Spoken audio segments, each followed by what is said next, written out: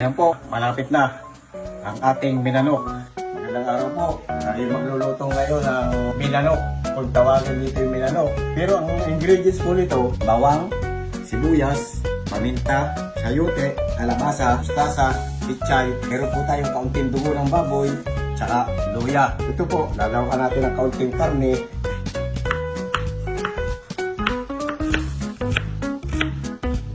Nagala tayo ng kalabasa. Masustansya po ito. Ito po ay specialty na Luciana, Laguna. Pag linggo po, nung kami bata pa, ang magulang po nagluluto ng ganito. Tuwing linggo lang kami nakakatikim nito nung araw. Kasi linggo lang merong palengke na nagpapatay ng baboy.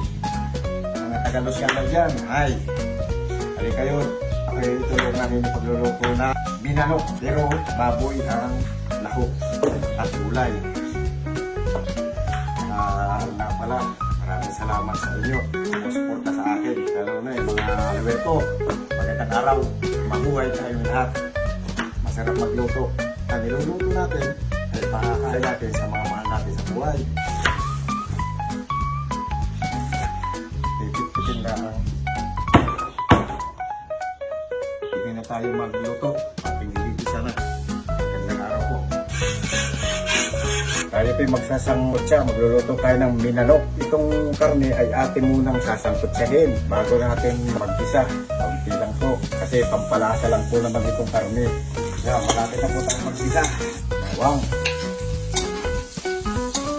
Tapos ang bawang, sibuyas. Tama na po din ang sibuyas, bawang.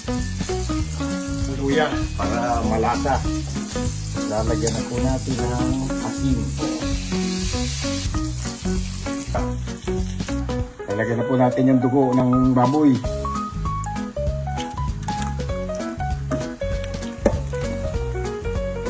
Bumukulo na po. Ating ilalagay na yung pichay at mustasa. Pagkasama na po ito. Hindi po yan. Sakto lang yan. Sinukat ko na yan. Mas masarap. Maraming gulay. Ayan po. Malapit na ang ating binanok.